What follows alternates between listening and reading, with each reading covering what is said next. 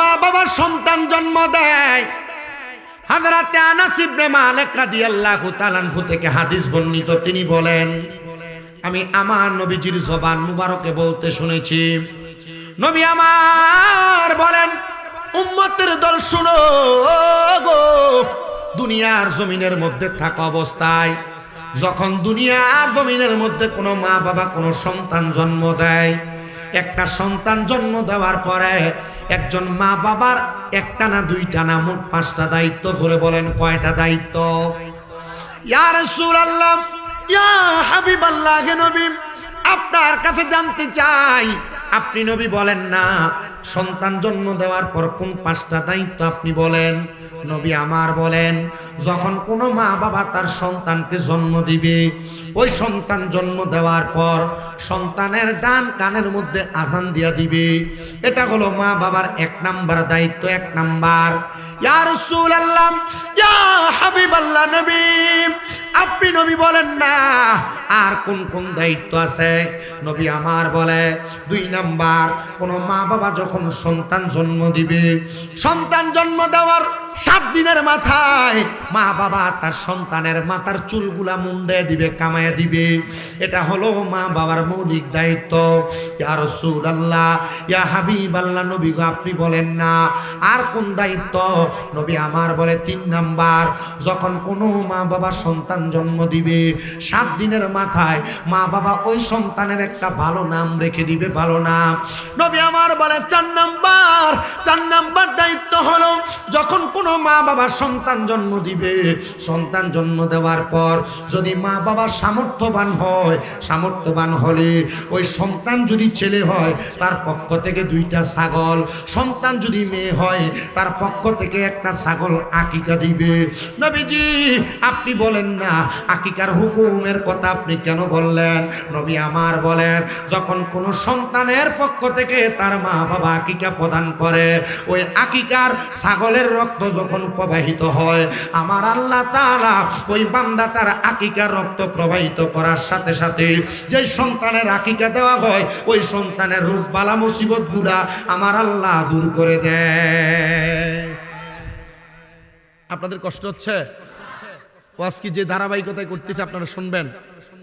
আপনারা মুরব্বীরা কি করেন? পোলাপান যে দুষ্টামি করেন, হ্যাঁ দমক না, টান দিয়ে বসাইবেন না।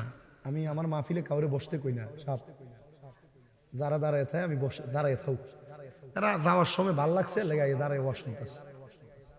আমি এক জায়গা আমার এক লগেরই যখন আমি 6, 7 বা 8-এ পড়ি আমার মনে হয়, এটা ফলাফান তো দুষ্ট, আমি দেখলাম যেতে আমার লগে স্কুলে পড়ে, আমি পড়ি মাদ্রাসায়, আমি দেখলাম যেতে প্রস্রাবখানাতে দাঁড়ায় দাঁড়ায় প্রস্রাব করে। আমি তারে কইলাম, দোস্ত এই যে প্রস্রাবখানা দাঁড়ায় দাঁড়ায় প্রস্রাব করলি কি লাভ হইলো? গুনাহগার হয়ে গেলি। দোস্ত ফ্যানটা তো টাইট, বইতাম পারি না। আমি বুঝছি তো, অনেকে আছে টাইট ফ্যান দাঁড়ায় দাঁড়ায় প্রস্রাব করে, বইয়া প্রস্রাবই করতে পারে না, এরা মাহফিলে বইব কেমনে? আছে না এমন জাত? তো যারা যাদের মতো করে তাদের সামাজিকতায় চলে, আককলওয়ালারা ইশারা, ব্যাককলওয়ালারা ধাক্কা। আপনারা তো এদিকে সাইয়া তো অহংকাল আরেকটা করছেন, সান কিনলে কে? তারা বুঝছে না, এরা বুঝলে তো নিজে বইব। এরা আপনারা যে আইসেন, আমি আইয়া এনে মানুষ গনছি না, 23 জন আছে না তারা, এখন এদিকে আপনারা ডাইক আনছি আমি। কারণ যারা সুন্নি আসে কান, এরা যখন সুন্নি কোনো বিনওয়ালার বাঁশির আওয়াজ শুনে, ইটা বাঁশির আওয়াজ শুনলে এমনি বাড়িয়ে কথা কয় না, ঠিক না বেঠিক? আর সম্বতপুরের মানুষ, মাধবপুরের মানুষ, বিশেষ করে খানদুরা দরবার সহ আশেপাশে এলাকায় যত পীর মাশায়েখের মুরিদ আপনারা আছেন, আপনার কাছে ওয়াজ মাহফিল আপনারা ডাইক কিনে বল লাগতো। আপনারা যেটা আসেন, আপনার কাছে কোরআন হাদিসের কথা কইলে আর নবীর প্রেমের কথা কইলে, আউলিয়া কেরামের শান গুণকীর্তন কইলে আপনারা এমনি আইবেন, কথা কয় না, ঠিক না বেঠিক? এখন যদি জুবাইর কামাল ফিসাব আর জাকারিয়া সাহেব যদি আয়া যদি স্টেজটার ভিতরে কইরে ফুটাই নাচ না কেরে না আইয়া পারবো? কারণ আব্বা ডাক দিছে, তো আব্বা ডাক দিলে আউন লাগবো, ফিসাব না হাত ধইরা সব দিয়া দিছে তো তাইনার কাছে, কথা কয় না, ঠিক না? আল্লাহ আমরারে বুঝার তৌফিক দান করুক, আমিন কর। তো তোমরা ফিসাব দিয়ে তো মাহফিলের সভাপতি আর সহসভাপতি, তোমরা ফিসাব যদি আইয়া এই অবস্থাটা দেখবো, তখন কিন্তু তোমরারই ডাকবো আর গাইলে ববে ডাইন, আইও তাড়াতাড়ি আই বয়ে যাও। আর যারা আসেন আপনারা, আমার মা তো হয়নি আপনার মতো, কোনো রকম হয় আর কি, পুরা হয় না। তা আপনারা যারা এখানে বসছেন, সন্তান জন্ম দেওয়ার পর দায়িত্ব কয়টা? কয়টা? আমি 4 নম্বরটা বলতেছি। 1 নাম্বার আজান দেওয়া কানে, 2 নাম্বার 7 দিনের দিন মাথার চুল কামাই দেওয়া। ডাক্তার কইছে 40 দিনের আগে চুল কামাইছ না, এটা বেটিদের ফতুয়া। ফতুয়াই মহিলা 40 দিনের আগে কিতা করিস না, চুল কামাইছ না। নবী কয় 7 দিনের দিন চুল কাটো। তো নবীর কথা মানবা না বেটির কথা মানবা? নবীরটা মাইন না 7 দিনের দিন চুল কামাই দিবা। 7 দিনের দিন নাম রাখবা। 3 নাম্বার আল্লাহ নবী কয় যদি কোনো মা বাবা সামর্থ্যবান হয় তাহলে ওই সন্তানের পক্ষ থেকে যদি ছেলে হয় 2টা ছাগল, মেয়ে হইলে 1টা ছাগল আকিকা দিবে। সামর্থ্যবান না হইলে ফেকার ফতুয়া হচ্ছে আপনি দুনিয়াতে থাকা অবস্থায় চলাফেরা করা অবস্থায় সন্তান আস্তে আস্তে বড় হবে, মা বাবা যখন সামর্থ্যবান হবে অথবা 2টা ছাগল কেনার অর্থ অথবা 1টা ছাগল কেনার অর্থ মা বাবার কাছে আসবে, ওই ছাগলটা কিনা তখন সন্তানের পক্ষ থেকে বাবা মা আকিকা দিব। আর নসেদ সন্তান তাসিরওয়ালা হইতো না, ডাক দিলে ডাক শুনতো না, মা বাবা হারা দিলে হারা শুনবে না, কোনো কাজের কথাগুলি কাজ করতো না। আপনারা খবর লইয়া দেখেন এমন সন্তান অবাধ্য যারা যারা রয়েছে এই কাজগুলো আপনারা টাইম মতো না করার কারণে হয়েছে। কথা কি বুঝতেছেন? আমার বাবাজিরা শুনেন, এবার নবী আমার বলেন 5 নাম্বার কোন মা বাবা সন্তান জন্ম দেওয়ার পরে ওই সন্তানটারে কোরআন শিক্ষা দিবে। কোরআন কি শিখাইব? আপনার সন্তানের বয়স 4 থেকে 5 বছরে পড়তে দেরি এলাকার কিন্ডারগার্টেনে 2-3 কেজি ওজনের বইয়ের একটা ব্যাগ দিয়ে পাঠিয়ে দিছেন। অঙ্ক টিচারের বেতন, ইংরেজি টিচারের বেতন 2000 টাকা, মক্তবের 50 টাকা বেতনের লেগে মাসে 3 বার আপনার ঘরের দরজায় যাওয়া লাগে। কথা কয় না? ঠিক আছে। মুখ দেখাবো কাহারে গো আমি মুখ দেখা আবো কারি, ওরে ঘরের মাল সব নিয়া গেল অচি না একশু ওরে রে, মুখ দেখাবো কাহারে আমি মুখ দেখা আবো কারি। ছোটবেলায় মক্তবে ফাটাইলে এটা কোরআন শিখতো, হাদিস শিখতো, দোয়া দুরুদ শিখতো।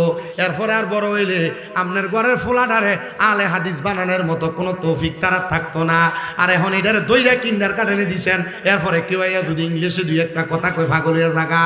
এরপরে আর এটার কাছে আহলে সুন্নাত ওয়াল জামাত ভাল লাগে না, এটার কাছে মনে হয় সুন্নি জিতাতা আছে, ফিরমা শেখ যারা আছে এরা বন্ড। আর এরার কাছে মনে হয় বড় বড় শায়েখ যারা আছে কয় মিলাদ কে বেদাত এরারে ভালো লাগে। ঠিক আছে না? আল্লাহর নবী বলেন দুনিয়ার মা বাবারা শুনো, তোমরা সন্তান জন্ম দেওয়ার পরে ওই সন্তানকে কুরআনুল কারীম শিক্ষা দিবা। ইয়া রাসূলুল্লাহ, ইয়া হাবিবাল্লাহ, আপনি বলেন না যদি কোনো মা বাবা কোরআন না শিক্ষা দেয়? এখানে আমরা অনেকে আছি আমাদের মা বাবা তাদের ইনকাম করতে দেয়া, কামাই রুজি করতে দেয়া, আমাদের সংসার চালাইতে দেয়া, আমাদেরকে কোরআন হাদিস শিখাইতে পারে না, ইন্তেকাল করে মারা গেছেন। কিন্তু আমাদেরকে অধিক পরিমাণ সম্পদ দিয়া গেছেন, টাকা পয়সা ধন দৌলত দিয়া গেছেন। আব্বাজিরা, যদি আপনার মা বাবা আপনার খাবারের যোগান দিতে যায় আপনারে কোরআন শিখাইতে পারে নাই, কিন্তু আপনারে থাকার জন্য জায়গা জমি আপনার মা বাবা দিয়ে গেছেন, আপনাকে চলার জন্য জায়গা জমি সম্পদ আপনার মা বাবা আপনাকে দিয়ে গেছেন, মনে রাখতে হবে আমার সম্বদপুরের বাবারা, আপনার মা বাবা কখনো আপনার ক্ষতি চায় নাই, মা বাবা আপনার ভালো চেয়েছে। কিন্তু মা বাবা অর্থের যোগান দিতে যায় আপনার ভালোভাবে কোরআন হাদিস শিখাইতে পারে নাই। আল্লাহর নবী বলেন দুনিয়ার জমিনের মধ্যে কোনো মা বাবা যদি তার সন্তানকে কোরআন না শিখায় তাহলে ওই সন্তান কাল ময়দানে মাশরে তার বাবার বুকের মধ্যে পাড়া দিয়া ফুলসে রাতটা পার হবে, ফুলসে রাতটা পার হবে। আপনারা জানা আপনাদের সন্তানদেরকে কোরআন শিখান না, এক নাম্বার চিন্তা করে দেখেন আমার বাবা ভাইয়েরা বন্ধুরা, আপনার সন্তানটা যেই সন্তান আপনার গায়ের সাথে একবার পা লাগলে 2 বার হাত দিয়া সালাম করে, ওই সন্তান আপনার বুকের মধ্যে পাড়া যখন দিবে আপনার কেমন লাগবে? বলে হুজুর কেমন করে? সাহাবী হযরতে আনাস ইবনে মালিক রাদিয়াল্লাহু তাআলা আনহু থেকে হাদিস বর্ণিত, তিনি বলেন জগতের মানুষ তোমরা শুনে রাখো, আমি আমার নবীজির জবান মুবারকে বলতে শুনলাম নবী আমার বলেন উম্মত, ও উম্মত শোনো গো, উম্মত শোনো শোনো, যখন কোনো সন্তান ইন্তেকাল করবে, সন্তানের ইন্তেকালের পরে ওই সন্তানকে ফুলসিরাতের পারে হাজির হওয়ার আগে তারে প্রশ্ন করা হবে, বান্দা ওয়া কিরাতুল কোরআন, কোরআন তেলাওয়াত করো। সন্তান বলবে আমি কোরআন তেলাওয়াত করতে পারি না। বলবে কেন পারো না? বলে আমার মা আমার আব্বা আমারে কোরআন শিখায় নাই। তখন সন্তানের মা বাবাকে ফেরেশতারা ডেকে আনবে, এ সন্তানের বাবা তুমি কেন তোমার সন্তানকে কোরআন শিখাও নাই? এ সন্তানের বাবা তুমি কেন তোমার সন্তানকে কোরআন শিখাও নাই? তখন সন্তানের বাবা জবাব দিবে, আমি দুনিয়ার কর্মব্যস্ততায় থাকার কারণে আমি আমার সন্তানকে কোরআন শিখাইতে পারি নাই, এজন্য আমি আমার সন্তানকে দুনিয়াতে রেখেই কবরে চলে আসছি। তখন সন্তানের বাবাটাকে ফুলসিরাতের এই পারে তার হাতগুলা দেওয়া হবে, ফুলসিরাতের ওই পারে তার পাগুলা দেওয়া হবে, আর সন্তানকে বলা হবে, সন্তান যাও যাও যাও তোমার আব্বা জানের বুকের মধ্যে পা দিয়া তুমি ফুলসিরাত পার হও। আপনারা হয়তো চিন্তা করতেছেন আমার বাপ মা আমারে কোরআন শিখায় নাই, আমার আব্বা মা অত্যাচারের শিকার হবে, আমি শিকার হওয়া লাগবে না। না না না, কোনো সন্তান যদি নির্দিষ্ট পরিমাণ বয়স উপনীত হয়ে যায়, বালেগ হয়ে যায়, বালেগ হওয়ার পরে কোনো সন্তান যদি নিজ দায়িত্বে কোরআন না শিখে রে বাবা, তাহলে ওই সন্তান যখন তার বাবার বুকের মধ্যে পাড়া দিবে, তার বাবা এবং সন্তান দুইজন একসাথে জাহান্নামের মধ্যে চলে যাবে। জোরে বলেন নাউজুবিল্লাহ। তার মানে আপনি যদি আপনার সন্তানকে কোরআন না শিখান, এই ফুতে আপনার কই ফানা দিব? কোন সময়? ফুলসিরাত পার হওয়ার সময়। যে ফুতে একবার পাও লাগলে 10 বার সালাম করে, এই ফুতে বুকে পাড়া দিব, আপনার কি একটু কষ্ট লাগে না? আপনারা অনেকে চিন্তা করেন, আরে আমার বাপ মা আমার কোরআন শিখায় নাই, তাহলে আমার বাপ মার বুকে ফাড়া দিয়ে তো আমি পার হয়ে যাবো। জি না, আপনি উপযুক্ত বয়সে পৌঁছানোর পর যদি নিজ দায়িত্বে কোরআন না শিখেন, তাহলে আল্লাহ তাআলা আপনাকে সহ বাবাকে সহ একসাথে জাহান্নামে ফেলবে। আপনারা যারা শিখেন নাই, হুজুর বুড়ো হয়ে গেছি গা, আমি কোরআন শিখতাম কেমনে? বুড়ো হইলে কি কোরআন শিখুন যায় না? কথা কই না, বুড়ো হইলে কোরআন শিখুন যায়নি? বিড়ির ফুটকির ভিতরে মুখ লাগাইয়া যেমনে টান মারো, মনে হয় যে বিড়ি ফিলের যে কিতা কইটারে চুঙ্গাটা দিয়ে দোহাটা বাইর হয়, তুমি ওই সময় কিন্তু তোমার কষ্ট লাগে না। দোহানের ভিতরে বয়া বয়া একজন আরেকজনের ব্যাপারে যেই বাজে বাজে মন্তব্য আর কুতা কও, তখন তোমার কষ্ট লাগে না, সময় ব্যয় হয় না। দোহান ফাটে ফুকুর বারে বয়া বয়া মানুষের নামে আবদ গিবত কইতে কইতে তোমার দিন চলে জাগা, তখন তোমার সময় নষ্ট হয় না। কুরআনুল কারীম শিখার জন্য যদি রমজান মাসে দারুল কেরাত কও, অথবা এলাকাতে কোরআন শিক্ষা কেন্দ্রে, বয়স্ক শিক্ষা কেন্দ্রে যাইতে কয়, না রে আব্বা বইতাম পারি না, শরীরে ব্যথা, মাথার বড় ব্যথা, কথা কয় না? আছে না নাই?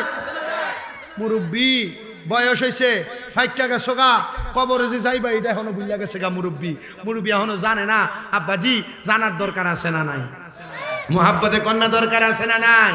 আল্লাহ আমাদেরকে বোঝার তৌফিক দান করুন। জোরে পড়েন আমিন। সবাই মুহাব্বতের আওয়াজে দুরূদ শরীফ পড়েন আল্লাহুম্মা।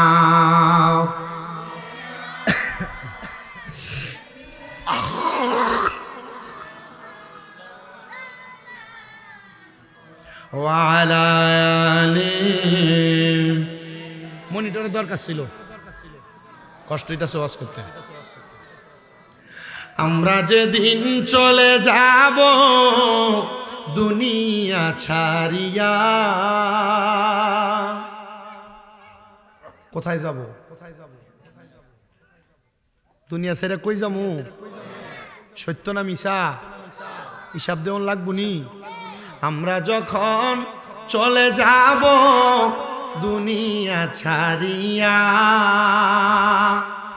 ইমানদার উম্মত রে নবী নিবেন কুলেতে তুলিয়া, নবীজি আল্লাহ আল্লাহ।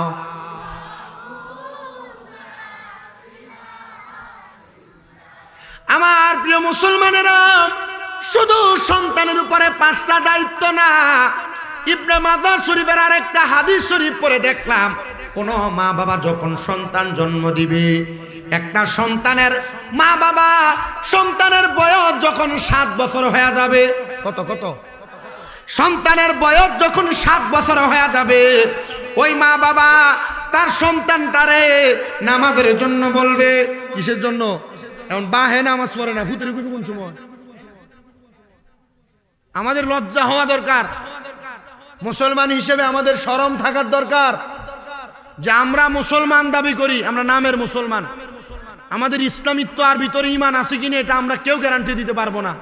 এটার কারণ কি? এটার অন্য কোনো কারণ নাই, কারণ আমরা আমাদের ইসলামের মৌলিক দায়িত্বগুলো পালন করি না। কথা কন না? আল্লাহর নবী বলেন, উম্মত শুনো, একটা সন্তানের বয়স যখন 7 বছর হয়ে যাবে, ওই মা বাবা তার সন্তান বলবে, যখন 10 বছর হয়ে যাবে তখন মা বাবা সন্তানকে নামাজের জন্য প্রহার করবে। ইয়া রাসূলুল্লাহ, ইয়া হাবিবাল্লাহ, নবী গো আপনি বলেন না, যদি মা বাবা এই মৌলিক দায়িত্বগুলা পালন করতে না পারে, তাহলে আমার আল্লাহ তাআলা ওই সন্তানটার কারণে মা বাবারে কোনো আযাব দিবে কিনা? বলে হ্যাঁ, আযাব দিবে। নবী আমার বলেন, এমন আযাব দিবে রে সন্তান, শুনো, এমন আযাব দিবে যে আযাবের কারণে তুমি জাহান্নামী হয়ে যাইবা। তোমার সন্তান দুনিয়াতে কোনো অপকর্ম করলে তোমার সন্তানের অপকর্মের কারণে তুমি কবরের আযাবের শিকার হইবা। এজন্য মা বাবা এমন কোনো সন্তান দুনিয়াতে রেখে যাবেন না যে সন্তান অপকর্ম করবে আর আমার আল্লাহ কবরে ফেরেশতা দিয়ে আপনারে ফিডাইব। বলে হুজুর কি বলেন? বলে হ্যাঁ, আপনার এলাকায় অনেক বিয়া বাড়ির মধ্যে গান বাজনা হয়, মুসলমানিতে গান বাজনা হয়, আপনার এলাকার মধ্যে ডিজে পার্টির কনসার্ট হয়। খোদা কি কসম করে বলি মুসলমানেরা, যে মায়ের সন্তানের এমন গান বাজনা বিবাহ শাদীতে করেন, আপনাদের যদি মা বাপ কবরে থাকে, আপনি দুনিয়াতে গান বাজনা করে দুনিয়ার মাটি কাঁপান, আল্লাহ তাআলা কবরের মধ্যে আপনার মা বাবার পিঠের মধ্যে ফেরেশতা দিয়ে আঘাত করবে। কারণ সন্তান যদি দুনিয়াতে কোনো অপকর্ম করে বেড়ায়, সন্তানের অপকর্মের কারণে আল্লাহ তাআলা তার মা বাবারে কবরের আযাবের শিকার করে, কবরের আযাব। এজন্য আমাদের যদি কারোর মা বাবা বেঁচে থাকে, আমরা মা বাবার আদেশ মাইনে চলবো, মা বাপ যে পথে চলে সেই পথে চলবো। বাবা ছিল সুফি সাহেব, বাবা ছিল 5 ওয়াক্ত নামাজি, কিন্তু সন্তান এমন প্যান্ট পরে তার প্যান্টের মধ্যে 2টা 3টা 4টা ফাড়া থাকে। সন্তান এমন বন্ধু বান্ধবের সাথে চলাফেরা করে যে বন্ধু বান্ধব গান বাজনা নিয়ে ব্যস্ত, যে বন্ধু বান্ধব মহিলা দিয়ে যে জায়গায় গান হয় সেই জায়গায় আগের কাতারের মুসল্লি। না না সন্তান, মনে রাখবা তোমার সঙ্গ দোষ অঙ্গ নষ্ট হয়ে যাবে, আর যখন তোমার অঙ্গ নষ্ট হবে তখন তোমার এই অপকর্মের কারণে তোমার মা বাবা কবরের আযাবের শিকার হবে। সাহাবায়ে কারাম বলে, ইয়া রাসূলুল্লাহ, নবী গো আপনি নবী বলেন না, যদি দুনিয়াতে কোনো সন্তান ভালো ভালো কোনো কাজ করে, সন্তানের মা বাবা কবরের শান্তিতে থাকবে কিনা? আপনাদের যাদের মা মারা গেছে, আপনাদের যাদের বাবা মারা গেছে, শোনেন বাবাজিরা, আপনার ভালো ভালো কাজের বিনিময়ে আল্লাহর হাবিব বলে আপনার মা বাবা কবরে ভালো থাকবে। জোরে জোরে বলেন সুবহানাল্লাহ। আপনি নামাজ পড়লে এটা সওয়াব আপনার মা বাবা পাবে, রোজা রাখলে এটা সওয়াব আপনার মা বাবা পাবে, 1 টাকা দান করলে এটা সওয়াব আপনার মা বাবা পাবে, ভালো কোনো সুন্দর কথা বললে আপনার মা বাবা সওয়াব পাবে, আপনি ভালো কোনো নেক কাজ করলে এটা সওয়াব আপনার মা বাবা পাবে। তাহলে বলেন, আম্মা আব্বার কবরে ভালো রাখার জন্য আমরা সন্তানেরা দুনিয়াতে অপকর্ম ছেড়ে ভালো কাজ করার দরকার আছে কিনা? রাজি আছেন কারা কারা? 2 হাত তুলে আল্লাহকে দেখান। আল্লাহ কবুল করেন, আমিন পড়েন। তাকবীর জোরে, নারে তাকবীর, নারে রিসালাত, নারে গাউসিয়া, আহলে সুন্নাত ওয়াল জামাত, জোরে বলেন না মারহাবা। আল্লাহর হাবিবের কাছে একজন সাহাবী আগমন, কুরাইজা গোত্রের এক লোক আগমন করলো। নবীজির কাছে আগমন কইরা ডাক দিয়ে বলেন, ইয়া রাসূলুল্লাহ, হাল বাকিয়া মিন বিররিয়া বুয়াইয়া শাইউন আবার রুহুমা বিহি বাদা মাউতিহিমা। ইয়া রাসূলুল্লাহ, আপনি বলেন না, আমাদের মা বাবার পরে, আমাদের মা বাবার ইন্তেকালের পরে আমাদের কোনো দায়িত্ব আছে কিনা? আল্লাহর হাবিব সাল্লাল্লাহু আলাইহি সাল্লাম বলে, কয়লা নাম, হ্যাঁ দায়িত্ব আছে। ইয়া রাসূলুল্লাহ, কি দায়িত্ব আছে? আপনি নবী বলেন। নবী আমার বলে, 1 নাম্বার আসসালাতু আলাইহিমা, তোমাদের মা বাবা মারা যাওয়ার পরে তোমরা তোমাদের মা বাবার জন্য দোয়া করবা। দোয়া, জোরে জোরে বলেন সুবহানাল্লাহ। নবী বলছে মা বাবা মারা যাওয়ার পর দোয়া করবার জন্য। মৌলভী সাহেব লাশ লিয়ে দমু মারে, কথা কয় না। নবী বলছে মরার পর কি করবার লাগিয়া? বলে হুজুর না, তো দোয়া করার কথা কইছে মরার পরে, তো জানাজার পরে দোয়া করেন কেন? আল্লাহ নবীর আরেক হাদিস, ইজা সাল্লাইতুম আলাল মাইয়িতি ফাকলিসু লাহুদ দুআ, ইজা যখন সাল্লাইতুম তোমরা নামাজ আদায় করো, আলাল মাইয়িতি মৃত ব্যক্তির জন্য ফাকলিসু লাহুদ দুআ, অতঃপর তার জন্য দোয়া করো। তো নবীজি বলছেন মানুষ মারা যাওয়ার পর জানাজার নামাজ পড়ে দোয়া করতে। মৌলভী কয় না, দোয়া করা যাইতো না, বেদাত, লাশ নিয়ে জায়গা তাড়াতাড়ি, যত তাড়াতাড়ি মাটি দিবি তত তাড়াতাড়ি বালা। তো নবীর কথা মানতেন না মোল্লার কথা মানতেন? বলে হুজুর তাই তো সুন্দর আলেম মানুষ, বালা কতই কয়, সব কতই বালা লাগে। জি না, আলেমের শুরুতে জালেম হয়ে আপনার কাছে কথা কইব, সব 10টা কথা মিডা মিডা কইব, আর একটা উল্টা কই আপনার ইমানদারে হরণ করবো, এমন তো আলেমের ওয়াজ আপনার শোনার দরকার নেই। আমি যদি কই আমার তো শুনবেন না আপনি। আমি যদি একটা ভুল কই আর পরে আমি যদি আপনার কাছে মাপ না চাই, আল্লাহর কাছে মাপ না চাই, তাহলে আমার ওয়াজও আপনার শোনার দরকার নেই।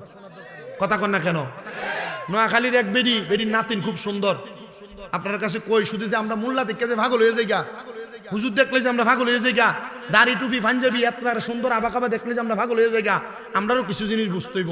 নোয়াখালীর এক বেডির সুন্দর এক নাতিন, কিন্তু এই নাতিনের বিয়া করবার লাগে এলাকার সব পোলাপান ভাগল, কিন্তু বিয়া করতে পারে না, কোনো সুযোগ পায় না। বিয়া করবো কেমনে?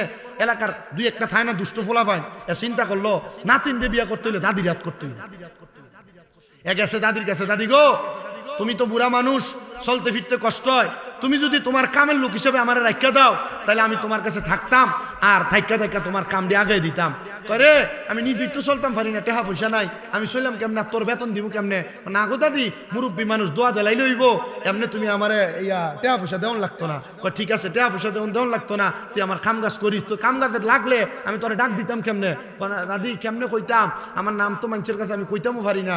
বলে তোর নাম কিতা? আমার নাম নাতিন জামাই। কিতা কইছে? নাম কিতা? নাতিন জামাই। ও নাতিন জামাই, ঠিক আছে। তো 2 সপ্তাহ পর্যন্ত দাদির খেদমত করে, যখনই বেডির দরকার লাগে বেডি রাখ দে, নাতিন জামাই কয় আয়ো। এতে 2 সপ্তাহ পর্যন্ত থাকতে থাকতে বেডি নাতিনরে ফড়াইলিস, ফড়াইয়া 2 সপ্তাহের সময় নাতিনরে হাতে ধরে না কয় দাদি তোমার নাতিনরে আমার পছন্দ, আমি তার বিয়া করতাম। কয় না রে বো, তোর কাছে আমার অত সুন্দর নাতিন বিয়া দেওয়া যাইতো না, কারণ আমার নাতিন সুন্দর বালা জাগাত বিয়া দেওয়া যাইব, আরো বালাদামান পাওয়া যাইব। কহ বালাদামান যেহেতু পাওয়া যাইব, বালাদামানের কাছে বিয়া দিও, কিন্তু তোমার নাতিনও আমারে বালা পায়। কি দেখো তোর দাদির কথা শুনবি না, আমার লগে যাবি? না গো তোমার যেহেতু ভালোবাসেই লাইছি, তোমার লগেই যাইবি। দাদি কয় রে আমার কপাল খাইছে রে, অন এই নাতিন জামাইয়ে দাদির নাতিনের হাতে ধইরা লইয়া ফলাইয়া যায়, আর বেডি ডাহে ও এলাকার মানুষ শুনো, নাতিন জামাইটা আমার নাতিন বের লইয়া জাগা, নাতিন জামাই আমার নাতিন লইয়া জাগা। এলাকার মানুষকে দূর বিডি পাগলের করে পাগল, নাতিন জামাই নাতিন লইয়া যেত না, তরে নি লইয়া যেত।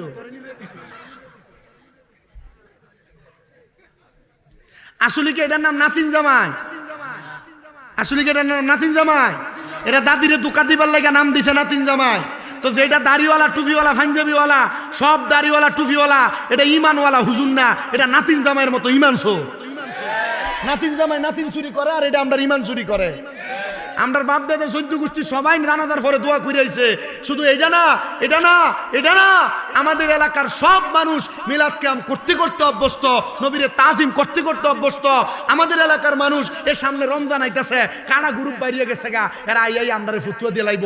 আরে তারাবির নামাজ কি 30 রাকাত ফরজ, 8 রাকাত পড়লেই তো চলে, আছে কিনা? সামনের কাতারে যে ইমামের ফ্যাশন দিয়ে দাঁড়ায়, 8 রাকাত শেষ, মুসল্লিরা ডেয়ে ডেয়ে বাড়িয়ে থাকা পিছন দিয়া কি তারে মাত্র তোমরা দৈরান্য স্টেজে বয় দো ওয়াজ করবার লাগে। মানুষ এমনি ইবাদত করে না, মানুষ এমনি ইবাদত থেকে দূরে, তাহলে আমরা ইবাদত বেশি। নারে তাকবীর, নারে রিসালাত, নারে গাউসিয়া, আহলে সুন্নাত ওয়াল জামাত, আওলাদে রাসূল আলহাজ সৈয়দ জুবায়ের কামাল পীর সাহেব হুজুর কেবলার আগমন। সম্বতপুরের পক্ষ থেকে নারে তাকবীর, নারে রিসালাত, নারে গাউসিয়া, আহলে সুন্নাত ওয়াল জামাত সুন্নি মহাসম্মেলন, আওলাদে রাসূল আলহাজ সৈয়দ জুবায়ের কামাল পীর সাহেব হুজুরের আগমন। তোমরা ইন্ডিয়া আনছো কিতা? ইন্ডিয়া না বেটা উঠতো, মরিয়া গেলে তো পরে আমরা একটা খুঁড়া কমিয়ে দেবো গা বেটা।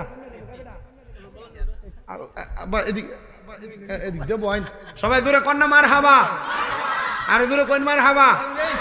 জুবায়ের কামাল পীর সাহেব হুজুর আইসে, আপনারা খুশি হয়েছেন নি? দেখছো নি আব্বা আইসে, অনকালে সপ্তাহ আইসে। হ্যাঁ আব্বার বড় পাগল আব্বা, এনে সপ্তাহ আব্বার পাগল। আমি কইছি দেখবা তোমরা আব্বা জুবায়ের কামাল সাহেব, জাকারিয়া সাহেব আর রাজুল কামাল সাহেব, ওয়াসিম সাহেব আইলে তোমরা সব আব্বার আইবা।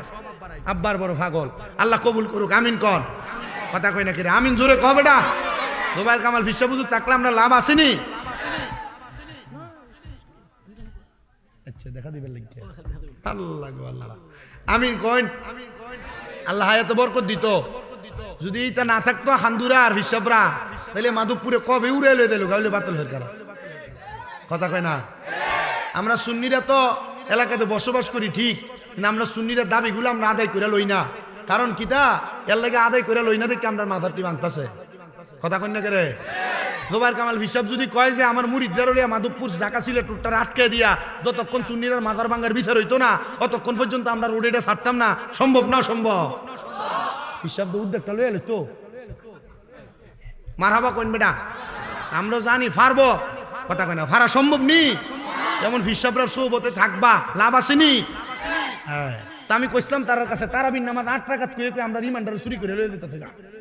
নাতিন জামাইয়ের মতো ইমান সুর, এটা নাতিন সুর, এটা ইমান সুর। আসেনি এমন? এই জাত মৌলবী সাবরাত থেকে ফতুয়া থেকে দূরে থাকবা। কারণ এরা আমরারে মানুষ এমনি নামাজ পড়ে না, মানুষ এমনি রোজা রাখে না, মানুষ এমনি দূরে দূরে থাকে। রমজান মাস আসলে তারাবির নামাজটা কম ফকি 20 রাকাত পড়তে দিস না। কথা কই না? একবেলা নির্বাচনে তখন দাঁড়ায় দেখবেন সাদা সাদা পোশাক পাঞ্জাবি পরেনি। একবেলা নির্বাচনে দাঁড়াইছে, এ লম্বা পাঞ্জাবি পোশাক কিনছে যে এর ফায়জমাটা একটু লম্বা। ফায়জমা কিটা বড় লম্বা, লম্বা ফায়জমা দেখা বাড়িতে এর বউরে কইছে, বগো আমার ফায়জমাটা বেশি লম্বা, 60 আঙ্গুল একটু কাইটটা কমাই দিও। বেডি আমার হাতে কাম আছে, আমার ফুতের বউরে যায় কও বেডি কমাই দিব। ফুতের বউর কাছে গেছে, হ্যাঁ ফুতের বউ কয় তুমি এনে সামনে আইও গো। বেডি আইছে, আয়া কয় আব্বা কিটা? কয় আমার ফায়জমাটা বেশি লম্বা, তুমি 60 আঙ্গুল কমাই দিও। কারণ বেডি এটা 60 আঙ্গুল কমাইতে গেছে। কমাইতে যখন গেছে এখন চিন্তা করলো যে আব্বা আমার হাতে তো একটু কাম, একটু পরে করি রাখেন। বেটা দূর যেহেতু করেই না, আমি আমারটা নিজে করি। বেটা এটার 4 আঙ্গুল কাইটটা কমাই এটার শিলেয়া আলনার উপর রেখে গোসল করবার লেগে গেছে। এটা আমি বেটা নিজের বয়া দেয়, আরে বুড়াটা কইছিল ফাতেমাটা ফরবো, এ যায় সুন্দর কইরা বেডি এটার আরো 4 আঙ্গুল কাটছে। কয় আঙ্গুল হইছে? 4 আঙ্গুল কাটতে বেডি শিলে রাখছে। ফুতের বয়া দেয়, আরে আব্বা রে ফাতেমাটা রেখে গেছে রে। বেডি যায় এটার আরো 4 আঙ্গুল কাটছে। কয় আঙ্গুল হইছে? তো 3 4 কত? 12 আঙ্গুল কাটার পরে এটা কি ফায়জমা না এটা কি হাফ প্যান্ট না ফায়জমা? কথা কয় না? ফায়জমা না হাফ প্যান্ট? এখন আমরা সমাজের ভিতরে আমরা তারাবির নামাজ 20 টাকার থেকে কাইটটা 8 টাকা তাই না আমরা ইবাদত হাফ প্যান্ট বানায় ছেড়ে দিবার লাগিয়া কিছু বাতিল ফেরকা ঢুকছে। আল্লাহ তাআলা এদের থেকে আমাদেরকে হেফাজত করেন। জোরে কোনা আমিন। এটা হাফ প্যান্ট বানাই না লোক আমরা নাই। কথা কয় না? সুন্নিরার উরুস মাহফিল, মিলাদ মাহফিল, বেদাত কইতে কইতে আর মুয়ে ফেনা ছুটে গেছে গা। কিন্তু দেখবেন যে উরুস মাহফিলের ভিতরে এমনি ঘুমটারে দিয়ে বিরিয়ানি খাইবার লেগে দেয় বুঝলে শয়তান কোন গরু কয়টা কাটে জুবাইর কামাল হিসাব বুঝুরি এটা যাইবে সাউন্ড লেগে যায় বই থাকে। আল্লাহ আমরারে হেফাজত করুক। আরো জোরে কোন আমিন। মা বাপ মরলে দোয়া করবানি, করবানি দোয়া। আমি কইছি, আমি তো কইছি ফি, আমি তো কইছিলাম আমি যে হিসাব বুঝুরি কইছি এটা ভালো করে কইয়া দিয়া যাবে লাগা। মা বাপ মরলে জানাজার খাটের লাশটা আমি ধরে রাখবা। আমার মা বাপ মরছে আমি দোয়া কইরাম, তুই বাধা দেওয়ার কেন? ইমানদারে হরণ করা আব্বা আনাইলে মরে যাবেন গা। এখন থেকে যদি এটি শিক্ষা না জানার ফুতে তেরে না শিক্ষা, আপনি মরার পরে আপনার ফুতে আপনার লেগে দোয়া করতেন। 12টা মুলুবি দিয়ে কতদিন? আমরা তো 12টা মুলুবি সাহেব, আমরা যদি আপনি কতদিন দোয়া করাইবেন? সাহাবায়ে কেরাম বলি ইয়া রাসূলুল্লাহ, ও মায়ার নবী আপনার কাছে জানতে চাই মা বাবা মারা যাওয়ার পরে আর কি করা লাগবে? নবী আমার বলে 2 নাম্বার ওয়াল ইস্তিগফারু লাহুমা। আম্মা আব্বা মারা যাওয়ার পরে আম্মা আব্বার জন্য ক্ষমা প্রার্থনা করবা। নতুন নতুন নাম দিয়ে এসে আপনারা বলবে কোরআন খতম করানো বেদাত। হুজুর 10 জন 15 জন আইনা কোরআন খতম করাইলা, তারা পড়লো, তারা সওয়াব পাইলো। তোমার মা বাবা কি সওয়াব পাইলো? তুমি দোয়া করলে তোমার মা বাবা পাইতো। ও বাবা না, 10 জন 15 জন 20 জন 50 জন আলেম আইনা, মাদ্রাসার ছাত্র আইনা যখন আপনি কোরআন পড়ান, খতমে গাউসিয়া পড়ান, খতমে খাজেগান পড়ান, খতমে তাহলিল, খতমে কুল পড়ান, তখন তারা মুনাজাতে দোয়া করে আল্লাহ যাদের উসিলায় এই কোরআনুল কারীমের খতম করা হয়েছে, আল্লাহ তাকে উদ্দেশ্য করে তেলাওয়াত করা হয়েছে, এই কোরআন খতমের হাদিয়া তার কবরে তুমি পৌঁছায়া তার কবরটারে তুমি আযাব মুক্ত কইরা জান্নাত বানায়া দাও। তখন সন্তানও বলে আমিন। আল্লাহ তাআলা তখন উলামায়ে কেরামের দোয়ার বরকতে সন্তানের মা বাপরে ক্ষমা করে দেয়। জোরে বলেন সুবহানাল্লাহ। আল্লাহর নবী রাহমাতুল লিল আলামিন নবী বলেন 3 নাম্বার, ও দুনিয়ার মানুষ শুনো, ওয়া ইনফাদু আহাদিহিমা, মা বাবা যখন ইন্তেকাল করে, মা বাবার ইন্তেকালের পরে সন্তান মা বাবার ওয়াদাগুলা পূরণ করবা। অনেকে আছেন এখানে মা বাবা মারা গেছেন, মা বাবার 5 লাখ 2 লাখ 3 লাখ 1 লাখ টাকা ঋণ রেখে গেছেন। মা বাপ কোনো জায়গায় ওয়াদাবদ্ধ হয়েছেন, আপনারা মা বাবার ওয়াদাগুলা পালন করেন না। পালন সন্তানের দল, আপনাদের সবার কাছে আমার আবদার, মা বাবার সম্পদকে 2 ভাই 3 ভাই ভাই বোনের মাঝে ভাগাভাগি করার আগে আপনারা আগে খবর নিবেন আপনাদের মা বাবা কোনো জায়গার মধ্যে ঋণগ্রস্ত আছে কিনা। মা বাবার সম্পদের অংশ থেকে আগে মা বাবার ঋণ দিবেন, তারপর আপনি মা বাবার সম্পদ ভাগাভাগি করবেন।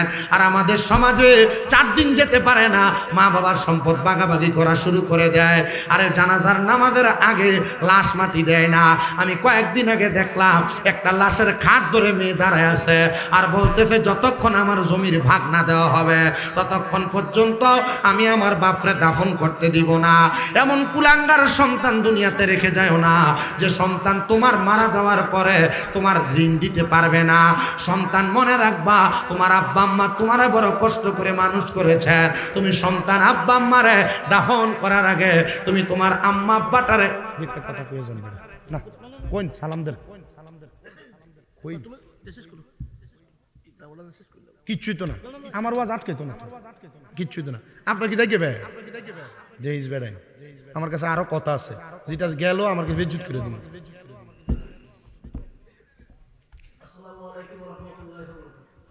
ওয়ালাইকুম সালাম ওয়া রাহমাতুল্লাহ। কি তো কোন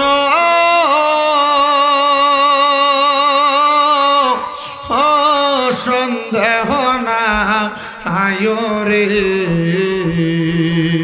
আমি মুর্শিদ নামে বড়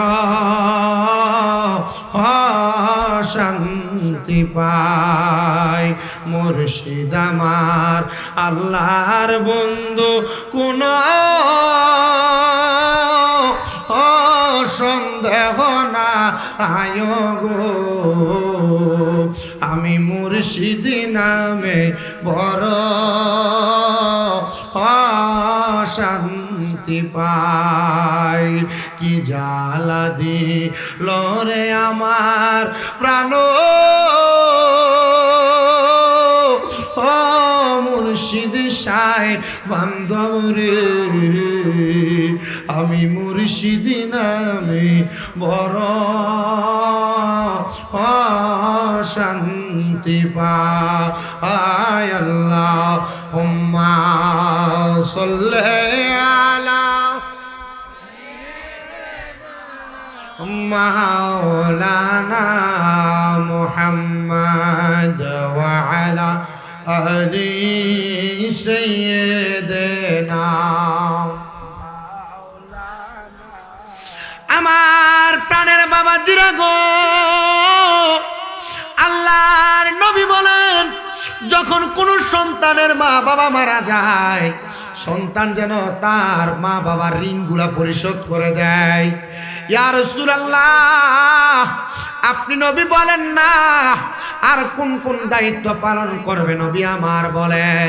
কোন সন্তানের মা বাবা মারা যাওয়ার পরে গো, ওই সন্তানটা দুনিয়ার জমিনের মধ্যে থাকা অবস্থায় ওয়াসিলাতির রাহমিল্লাতি লা তুসালু ইল্লা বিহিমা, তার মা বাবার আত্মীয় স্বজনের সাথে সম্পর্ক বজায় রাখবে, মা বাবার আত্মীয় স্বজনের সাথে সম্পর্ক বজায় রাখবে।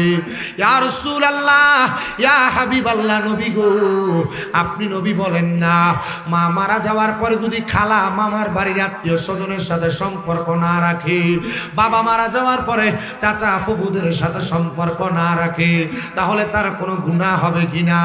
বলে হ্যাঁ, শুধু গুনাহ হবে না, ওই ব্যক্তির মা বাবার কবরে আযাব প্রাপ্ত হবে।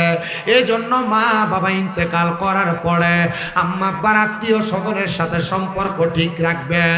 আর 5 নাম্বার, দুনিয়ার জমিনের মধ্যে থাকা অবস্থায় যদি কোনো সন্তানের মা বাবা মারা যায়, ওই সন্তান যেন ওয়াইক্রামু সাদিকিহিমা, মা বাবার আত্মীয় স্বজন বন্ধু বান্ধব যারা, ওই বন্ধু বান্ধবের সাথে সম্পর্ক বজায় রাখে, মা বাবার বন্ধু বান্ধবরে সম্মান করে। বাবা যেই বয়স্ক মুরব্বীর সাথে চলতেন, ওই বয়স্ক মুরব্বীকে সম্মান করে। মা যে বয়স্ক মহিলার সাথে চলতেন, ওই বয়স্ক মহিলাটাকে সম্মান করে। যুবক ভাই, মুরব্বী বাবাজিরা, আপনাদের সবার কাছে আমি করজোরে আবদার করি রে বাবারা, মা বাবা ইন্তেকাল করার পরে সন্তানের দায়িত্ব কমে যায় না, সন্তানের আরো দায়িত্ব বেড়ে যায়। এই জন্য আপনি সন্তান দুনিয়াতে যত যত ভালো ভালো কাজগুলা করবেন, আমার আল্লাহ তাআলা আপনি সন্তানকে আখিরাতে তার চাইতে বড় বড় নিয়ামত প্রদান করবে। আমি আপনাদের কাছে ইমাম গাজ্জালী রাহমাতুল্লাহি আলাইহির জামানায় একটা ছোট্ট একটা আকার গুজারি শোনাই, শুনেন মনোযোগ দিয়া। ইমাম গাজ্জালী রাহমাতুল্লাহি আলাইহির একজন ভক্ত ছিলেন, যার নাম ছিল হযরতে সুলতান মুহাম্মদ। হযরতে সুলতান মুহাম্মদ রাহমাতুল্লাহ আলাইহি তিনি বলেন, আমার মা আমার আব্বা জান আমি সুলতানকে বড় মোহাব্বত করে নাম রাখছে সুলতান মুহাম্মদ, কিন্তু আমাকে নাম রাখার পরে আমার নামের অনুযায়ী আমার কোনো কাজকর্ম হয় নাই। আমি সুলতান মুহাম্মদ যখন আমার এলাকা দিয়ে চলতাম, মানুষ আমার সুলতান বলে ডাক দিত, কিন্তু আমার গায়ের কাপড়গুলা ছিল ছিঁড়া। নাম কি? কিন্তু গায়ের কাপড় কি? নামের লগে শরীরের পোশাকের সাথে মিল আছে? হযরতে সুলতান মুহাম্মদ বলে, জগতের মানুষ শুনো, আমার মা বড় মোহাব্বত করে আমার নাম রাখছে, কিন্তু আমি দুনিয়াতে চলাফেরা করা অবস্থায় তেমন কোনো অর্থের মালিক হই নাই। একদিন আমি আমার আম্মা জান অসুস্থ অবস্থায় ঘরে পড়ে আছেন। আমার আম্মা জানের অসুস্থ মায়ের খাবারের জন্য আমি কত জায়গায় কত কর্ম তালাশ করলাম, আমি কোনো কর্ম খুঁজে পাইলাম না। আমি যখন কোনো কর্ম খুঁজে পাই না গো, আমি নদী দিয়া হেঁটে চলার সময় আমার পায়ের নিচে একটা বড় মাছ আটকায়া পড়ছে। ওই মাছটাকে নিয়ে আমি বাজারের মধ্যে বিক্রি করলাম। আমি টাকাগুলো নিয়ে আমার মায়ের কাছে গেলাম। আমার মায়ের কাছে যাইয়া বললাম, আম্মা জান দেখেন আমি আজকে অনেকগুলা টাকা ইনকাম করে আনছি। আমার মা, আমি সুলতানকে জবাব দিতে রে বাবা, যে সন্তান আজকে 7 দিন পর্যন্ত 1 টাকা ইনকাম করতে পারে না, হঠাৎ করে একদিনে এত টাকা কই থেকে ইনকাম করে নিয়ে আসলো, আমি মা এটা জানি না, তাহলে তোমার হক আমি খাবো না। এ পর্দার অন্তরালের মা, আপনাদের অনেকের স্বামীরা কামাই রুজি করে আনে, অনেকের সন্তানরা কামাই রুজি করে আনে। অনেক মা বোনেরা পর্দার অন্তরালে শুনতেছেন, আপনারা পুরুষদের ইনকাম খান গো মা, আপনার স্বামী আপনার সন্তান হালাল ভাবে কামাই করে না, হালাল ভাবে কামাই করে, আপনারা সেটা একবারও যাচাই বাছাই করেন না। বহু পুরুষ মানুষ বাংলার সমাজে আছে যারা মাসে বেতন পায় মাত্র 12-15 হাজার টাকা, কিন্তু বউ এবং সন্তানেরা ভালো খাবার ভালো পোশাকের জন্য চাপ দেওয়ার কারণে ওই পুরুষ মানুষটা অবৈধ পন্থায় টাকা পয়সা ইনকাম করে, হারাম পথে টাকা পয়সা ইনকাম করে, শুধু একমাত্র সন্তান স্ত্রীর চাহিদা পূরণ করার জন্য। মনে রাখতে হবে রে পর্দার অন্তরালের মা, তোমার স্বামী এবং তোমার সন্তানেরা যদি তোমাকে হারাম পথের কোনো ইনকাম খাওয়ায়, তুমি ইনকাম খায়ও না। সন্তানেরা, অনেক সন্তানেরা হয়তো জানেও না, আব্বারা তাদের পরিবারের পুরুষ মানুষেরা সুদের টাকা দিয়ে তাদের টাকা সংসার চালায়। আপনারা বলেন বাবারা, হারাম টাকা সুদের টাকা ঘুষের টাকা দিয়া সংসার চালায় এমন পুরুষ মানুষের সমাজে আছে না নাই? সুদখোর আছে এলাকায়? ও বাবা, শুধু অভাব নাই রে, সোনার বাংলাদেশে সুদখোরের অভাব নাই। আরে এলাকার মানুষ এই সুদখোরগুলারে ধরে নিয়ে মসজিদের সভাপতিও বানায়। দেখবেন এলাকার মানুষ এই সুদখোর ঘুষগুলারে ধরে এলাকার সর্দার বানায়। দেখবেন এলাকার মানুষ সুদখোর ঘুষখোর গুলার এলাকার মধ্যে কত সম্মান করে নেতা বানায়। ও বন্ধু, আমারও বুঝতে একটু কষ্ট হয়, এই সুদখোর ঘুষখোর গুলারকে একটু শরম নাই, লজ্জা নাই, হায়া নাই। যদি শরম আর লজ্জা থাকতো, এরা সুদের টাকা ঘুষের টাকা খায়া মসজিদের সভাপতিগিরি করতে যাইতো না, এলাকায় সর্দারি আর মাতাব্বরি করতে যাইতো না। এলাকার মানুষকে যদি প্রশ্ন করে আপনি কেন আপনার এলাকার এত বড় একটা সুদখোররে মসজিদের সভাপতি বানাইলেন, দেখবেন আপনারে ডাক দিয়া কয় মাতিস না, বেশি কথা কইস না। আমরার মসজিদের ছাদ ঢালাই দিবার সময় সবই রড দিছে, এর লাগে আমরা তার সভাপতি বানাইছি। ও বাবা, রড পায়া সুদখোরের সভাপতি বানায় না, কবরে বাটাম খাওয়া লাগবো, আযাবুন শাদীদের অন্তর্ভুক্ত হওয়া লাগবো। এমন ফিডা ফিটবো যেটি সুদখোরের রিড়ো ফিটবো, সুদখোররে যেটি নম নম করে রিড়ো ফিটবো। এবার কোন বাবা যেটি সুদ খায় এটির সাথে আপনার কোনো সম্পর্ক নাই, এবার আপনারা বলেন সুদখোরের সাথে কোনো সম্পর্ক রাখা যাবে নাকি? না, জোরে কয় না, কারণ ঠেকলে সুদখোরের কাছে এটি আনে।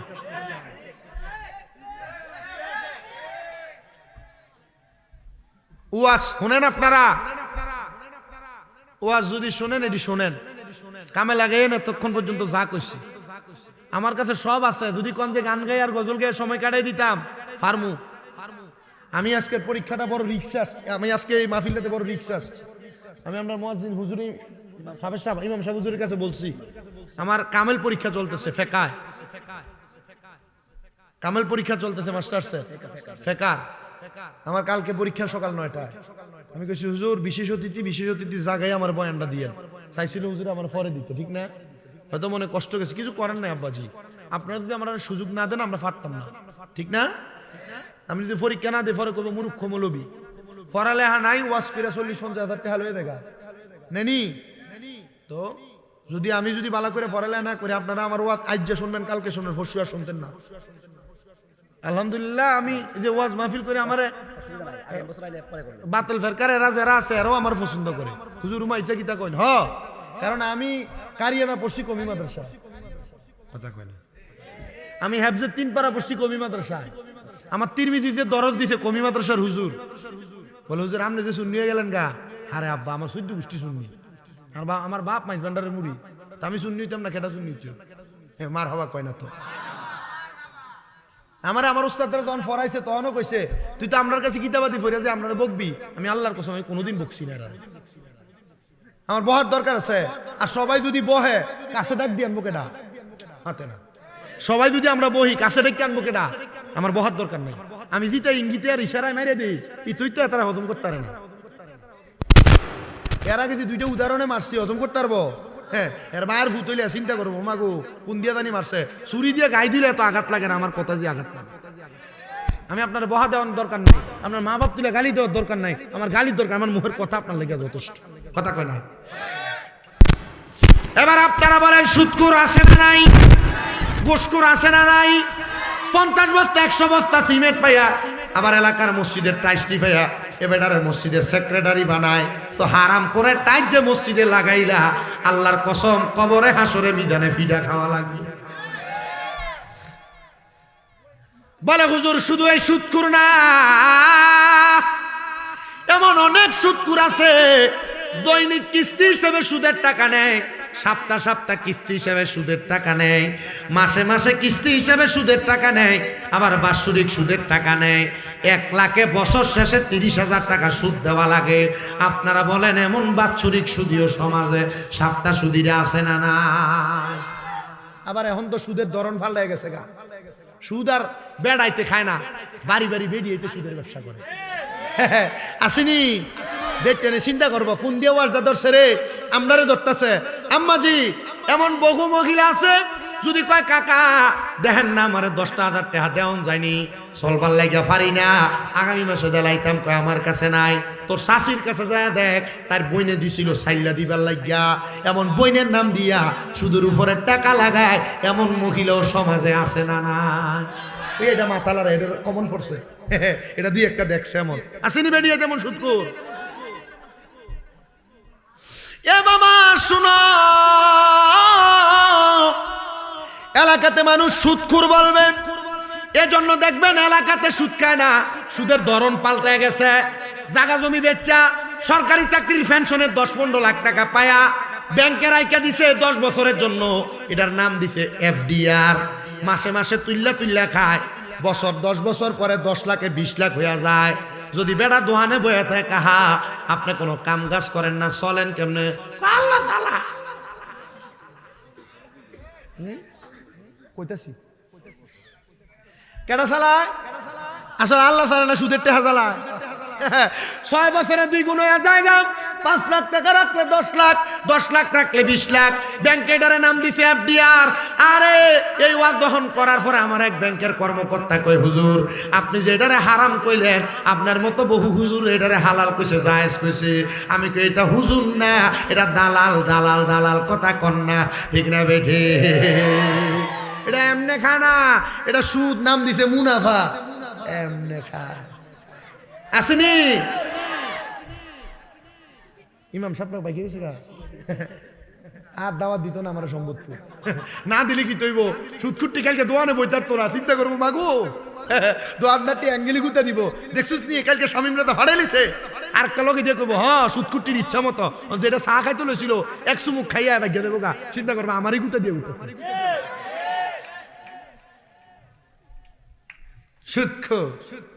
আরেকটা সুদ, আপনার বউ আপনারা ফার্ম দিয়ে খাওয়ায়। হুজুর বউ সুদ খাওয়ায়, কোন সুদ? শোনো রে মুসলমান, দেখবেন আপনার স্ত্রী আপনার রাত্রবেলা ঘরের ভিতরে কইতাছে, তুমি যে যা কামাই করো সব খরচ করে লাও। আমরা আবুদ্দারির একটা ভবিষ্যৎ আছে না, আমরা ছেলে মেয়ের একটা ভবিষ্যৎ আছে না, আয়ো আমরা ব্যাংকে একটা ডিপিএস করি। এমন ডিপিএস এর নাম দিয়ে সুদ খায়, এমন সুদ করে আছে না নাই? চিন্তা করছে ব্যাংকে যদি আমি প্রতি মাসে 500 টাকা করে রাখি, 3-4 বছর পরে কটা টাকা হইব, জিটারে বিয়া দিতাম, তুই হারাম টাকা দিয়ে জি বিয়া দিতি। চিন্তা করে পুত্রারে বিদেশ পাঠাইতাম, হারাম টাকা দিয়া পুত্রের বিদেশ পাঠাইতা। ইটা ডিপিএস এর নামক সুদ দিয়া সন্তান মানুষ করা যাবে না। আর যদিও টাকার মালিক ওই ফুতে, এই ফুতে কোনোদিন মা বাপরে বাদ দিত না। ডান হাত তুলে বলেন ঠিক না বেঠে?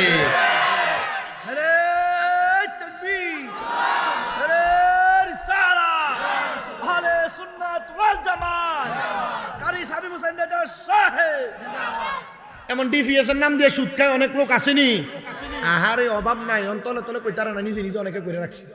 আমার এক ভক্ত নরসিংদী বাড়ি, এক হুজুর মনে করছিলাম ডিপিএস এ মায়ের বয়স হয়েছে 6 বছর, আমি মনে করছিলাম ব্যাংকে যদি কটা টেহা রাহি আর 6 বছর পরে টেহাটা তুললে মায়ের বিয়া দিমু। আমরা যে কইছেন এটা হারাম, এরপর থেকে করিও না, ঠিক করা যাইব।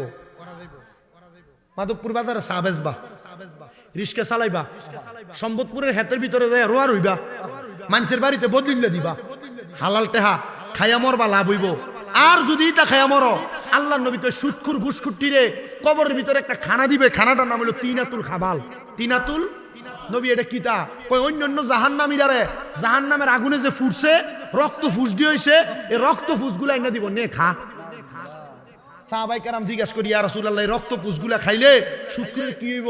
কয় জিহ্বাটা গলে যাবো গা, কান দিয়া তার মগজটা গইলা গইলা বাইয়া বাইয়া পড়বো, তার এই গলাটা ফুইরা এই তিনাতুল খাবার রক্ত ফুস দিয়ে তার ফেটে দেবো, পেটের নারী গুড়িগুলা পয়সা তার পায়খানার রাস্তা দিয়ে থর থর করে বাইর হইব, তবুও এই সুদখুরগুলা সুদ ছাড়বে না।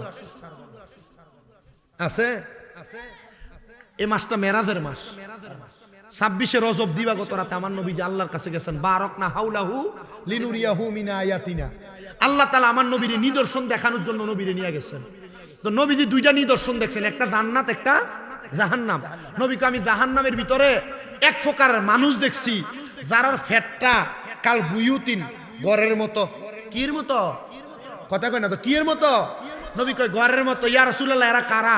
কয় যারা টেহা দিয়া টেহা বাড়াইছে, টাকা দিয়া টাকা বাড়াইছে। এ টাকা দিয়া টাকা যারা বাড়াইছে, আল্লাহর নবীকে আমি দেখছি তার পেটটা ঘরের মতো। শুধু তাই না, আমি তাকায় দেখলাম ওই পেটটার ভিতরে হলুদ রঙের বড় বড় 2টা সাপ, 2টা শিংওয়ালা তাদের কলিজাতে আঘাত করতেছে আর কামড় মারতেছে, ধ্বংসন করতেছে। এরা হাই হুতাশ করতেছে, যে ফুতেরে সুদের টেহা ঘুষের টেহা দিয়া দামি স্কুলে পড়াও, যে বউয়েরে দামি শাড়ি কিনে দাও, এই বেডি তোমারে সুপারিশ করবে না, একটা নেক দিয়ে তোমারে সাহায্য করবে না, তো সুদ খাস কি লেগা? সুদ খাও কেন? বলে মজা লাগে, সুদের টেহা দিয়া বাড়ি বানাইলা। হুজুর কয় না, আর 5 আগস্টের পরে তো বহুত মৌলবী সাহেবরা সুদের ওয়াজ ছেড়ে দিছে। কি হবে আলেম সেজে সমাজেতে যদি না হক কথা উচ্চ সুরে না বলিতে, চাকরির ভয় করো যদি ছেড়ে দাও ইমামতি, চাকরির ভয় করো যদি ছেড়ে দাও এই না গদি, কি হবে আল্লাহকে ধোঁকা দিয়ে, কি হবে বেঁচে থেকে অযথা বিদ্যা শিখে যদি না গড়তে পারো শুধু মুক্ত সমাজটাকে। জবান বন্ধ নাই, আপনারা বলেন সুদ ছাড়ার দরকার আছে না নাই? ওই মা ডাক দিয়ে বলে বাবা আমি তোর ইনকামের টাকা খাবো না, তোর টাকা হালাল না হারাম আমি জানি না। সন্তান কয় মা হালাল। মা ডাক দিয়া কয় সন্তান ঠিক আছে যা, হালাল যেহেতু এই টাকা দিয়া কিছু অর্থ খাবার কিনে আনো।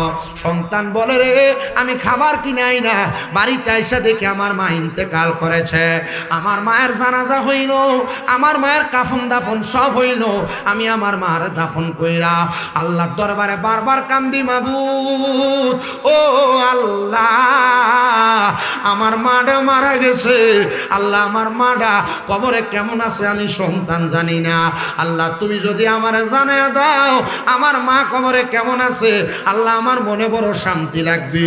এমন টাইমে ওই মসজিদের ভিতরে ইমাম গাছালী রহমতুল্লাহ আলাইহি গেছে, যে ডাক দিয়া কয় ভক্ত রে ও সুলতান তুমি কেন মসজিদের মধ্যে কান্না করো? হুজুর আপনি জানেন আমার মা মারা গেছে, হুজুর আমার মা কবরে কেমন আছে আমি জানি না, হুজুর আমার মা কবরে কেমন আছে আপনি একবার বলেন না। আপনারা বলেন বাবারা আল্লাহর ওলিরা চাইলে মুরাকাবার মাধ্যমে মরা মা বাপরে দেখানোর ক্ষমতা আল্লাহর ওলির আছে না না? ইমাম গাজ্জালী রহমতুল্লাহ আলাইহি কয় বাবা গভীর রজনীতে তাহাজ্জুদ নামাজ পড়া আল্লাহর দরবারে চোখের পানি ফালায়া ফালায়া কানবা, দেখবা আমার আল্লাহ তাআলা তোমার দোয়া কবুল করবে, তোমার মারে আমার আল্লাহ তাআলা দেখায়া দিব। ওই সুলতান নামক যুবকটা ডাক দিয়া কই আমি তাহাজ্জুদ নামাজ পড়লাম, নামাজ পড়ে আল্লাহর দরবারে কান্নাকাটি করতে লাগলাম, আল্লাহ আমার মা কবরে কেমন আছে আপনি একবার বলেন না। আমার আল্লাহর পক্ষ থেকে এলহাম আসলো, ও বান্দা তোমার মা কবরে কেমন আছে? আল্লাহ বলেছেন ভালো আছে। ওই বান্দা কান্নাকাটি করে, কানতে কানতে নামাজের মুসল্লাতে বেহুশ হয়ে গেছে। এখানে এমন অনেক সন্তান আছে মা বাপরে বড় ভালোবাসে, মা বাপরে বড় মোহাব্বত করে, মা বাপরে বড় সম্মান করে, মা বাপের কিছু হইলে তার কলিজাতের মধ্যে আঘাত লাগে। ওই সন্তান মার জন্য বারবার বারবার যখন কান্দে, কান্না করতে করতে বড় বেকার হয়ে গেছে। সন্তান ডাক দিয়া কয় জগতের মানুষ শুনো গো, আমি যখন তাহাজ্জুদ নামাজ পড়ে কানতে কানতে বেহুশ হয়ে গেলাম, আমি হঠাৎ করে দেখলাম আমার আম্মা জান সুন্দর একটা জান্নাতি থালা নিয়ে বসে আছে, সেখান থেকে সুন্দর সুন্দর খাবার খায়। আমি আমার মারে জিজ্ঞাসা করলাম মা গো আপনি এত সুন্দর বাগানের মধ্যে কেমনে আসলেন, আর এত দামি দামি খানা কই পাইলেন? মা ডাক দিয়া কয় সুলতান ও আমার বাবা সন্তান আমি তো এই খানা পাওয়ার যোগ্য না, আমার আল্লাহ তো তুমি সন্তানের কারণে খানা আমারে দিছে। ও মা কি বলে? বলে তুমি সন্তান হালাল পথে কামাই কইরা আমি মায়ের খাবার যোগান দিতা, এজন্য আমার আল্লাহ তাআলা আমি মার জান্নাত প্রদান করেছে। আমার সম্বতপুরের বাবারা আপনাদের যাদের মা নাই, আপনাদের যাদের বাবা নাই, আল্লাহ তাআলা আপনার দোয়ার বরকতে, তাহাজ্জুদ নামাজের বরকতে, 5 ওয়াক্ত নামাজের বরকতে আপনার মা বাবারে মাফ করে দিবে। বিশ্বাস করেন রে বাবা, এখানে হয়তো অনেক সন্তানেরা আছেন মা বাপরে কবরে মাটি দিয়া দিছেন, মা বাবা কবরে কেমন আছেন আপনি জানেন না।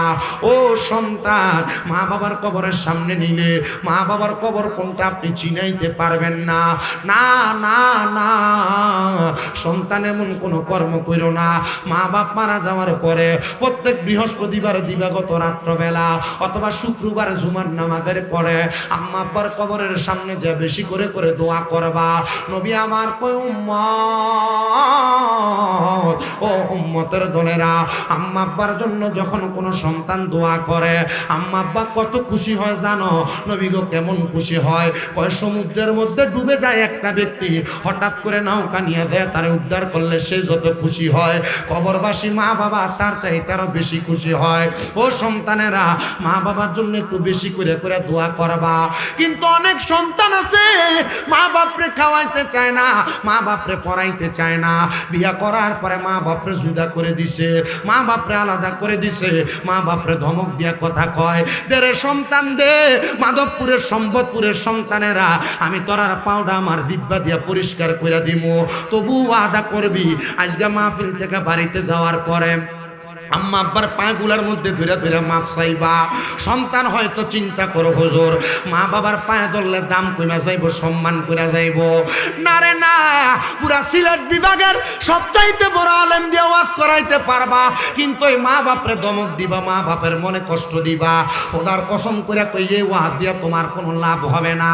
ও সন্তান, ওই মা বাপ যদি তোমার বাইসা থাকে, ওয়াদা করো এখান থেকে বাড়িতে যা মা বাবার পায়ে চুমা দিবা।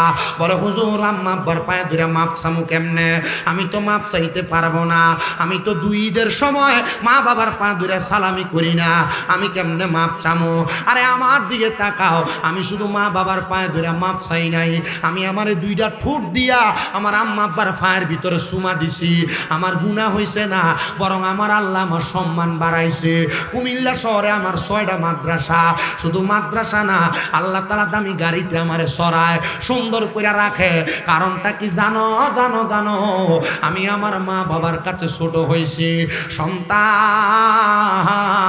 আজকের মাহফিল কবুল হবে কি হবে গ্যারান্টি কেউ দিতে পারবে না, তবে আমি একটা গ্যারান্টি দেই রে, আগামীকালকে যদি দেখো এই দিঘির পাড়ের বাজারে অথবা সম্বতপুরের কোনো দোকানে বৈশা কোনো মুরব্বী বলে, হ্যাঁ শামিম রেজার ওয়াজ শুই না আমার ফুতে বাড়িতে যে আমার পায়ে ধরে মাপ চাইছে, মনে করবা মাহফিল আল্লাহর কাছে কবুল হয়ে গেছে। কারণ কি জানো? জানো গো, আম্মা আব্বা মাপ না করলে স্বয়ং আমার খোদা তোমারে মাপ করবে না, স্বয়ং আমার আল্লাহ তোমারে মাপ করবে না। কিন্তু অনেক সন্তানেরা চিন্তা করে হুজুর যাদের বাড়িতে বাবা আছে তারা বাড়িতে যাইয়া বাপের পায়ে ধরে মাপ চাইবো, আমার তো আব্বা নাই, আমি কার পায়ে ধরে মাপ চাইবো? হুজুর যাদের বাড়িতে মা আছে তারা বাড়িতে যাইয়া মার পায়ে ধরে মাপ চাইবো, আমার তো মা নাই, আমি কার পায়ে ধরে মাপ চাইবো? সন্তান, আম্মা আব্বা যদি কবরে থাকে মাপ চাওয়ার কোনো সুযোগ নাই। আম্মা আব্বার কবরের সামনে যাইবা, পশ্চিম দ্বারে পিছ দিয়া মা বাবার মুখের দিকে তাকায়া রব্বির হামহুমা কামা রব্বায়ানি সগীরা বলে দোয়া করবা। আল্লাহর নবী কয় কোন সন্তানের মা বাবা মারা যাওয়ার পরে ওই সন্তান যদি চোখের মনি কোঠার মধ্যে একটা মাছির মাথা পরিমাণ পানি চাইরা কান্দে, ওই পানিটা মাটিতে পড়ার আগে আমার আল্লাহ তার মা বাবার কবরের আযাব মাফ করে দেয়। ও সন্তান, মা বাবার কাছে তোমার মাপ চাওয়ার কোনো সুযোগ নাই। যেই মা নিজে না খায়া খাওয়াইছে, এক বেলা খানা না খাইলে মা বারবার কইতো পুত্রে বাদ দি খাস না, পেটটা দি পিঠের সাথে লাইগা রইছে, এখন 2-3 বেলা খানা না খাইলে কেউ এসে একবার খবর নেয় না। এমন মা যাদের কবরে সন্তান, তুমি আজকে লাখ লাখ টাকার মালিক, তুমি তোমার মা বাপরে একটু খানা খাওয়াইতে পারো না। আম্মা আব্বা যদি বাইচা থাকতো মাসে যদি 1000 টাকা আব্বারে হাত খরচ দিতা, 12 মাসে 12,000 টাকা লাগতো। আব্বা আম্মা যদি বাইচা থাকতো মা বাপরে যদি ভাত খাওয়াইতা, প্রতি মাসে তোমার যদি 2000 করে টাকা লাগতো, 12 মাসে 24,000 টাকা লাগতো। একটা সন্তানকে হাতরা তুলে তো হুজুর আমার মা নাই,